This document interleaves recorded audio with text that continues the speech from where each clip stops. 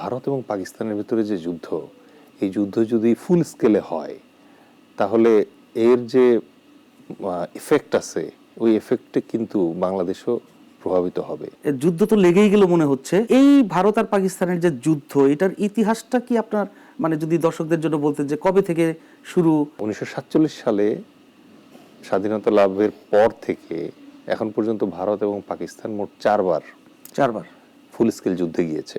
সিয়াচান এবং কুচে দুটা সমস্যা হয়েছিল। ওই দুটো সমস্যা অ্যাকচুয়ালি যুদ্ধ না, ছোট যুদ্ধ, কিন্তু ফুল স্কেল যুদ্ধ হয়েছে চারবার।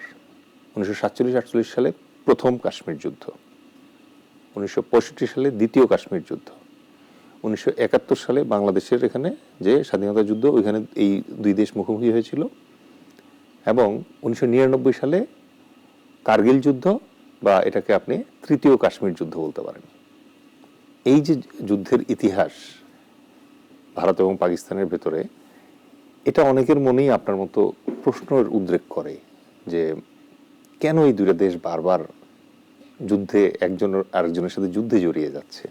অনেকেই বলে থাকে যে ভারত পাকিস্তানের ভেতরে যে এই দ্বৈরথ, যে সারাক্ষণ যুদ্ধ যুদ্ধ একটা ভাব, এই ভাবের প্রথম কারণ হচ্ছে 1947 সালে যে দেশ বিভাজন হয়েছিল, ওই বিভাজনেই এই যুদ্ধের বীজ বপন করা ছিল। কারণ দুইটা রাষ্ট্র জন্ম লাভ করলো যুদ্ধ করে না, আলোচনার টেবিলে বসে, এবং সেই আলোচনায় ব্রিটিশরা এখানে কি একটা বিষ ফেলে গেল, সেটা হচ্ছে ধর্মের ভিত্তিতে দেশ ভাগ হলো। সেখান থেকে শুরু।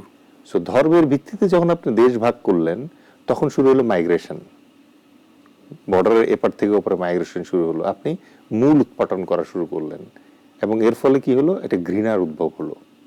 এটাকে যেই 8টি কারণ ভারত পাকিস্তান যুদ্ধের মূল কারণ হিসেবে ধরা হয়, তার ভিতরে প্রথম কারণই হচ্ছে এই জায়গাটাতে সমস্যা। দ্বিতীয় প্রধান কারণ হচ্ছে কাশ্মীর।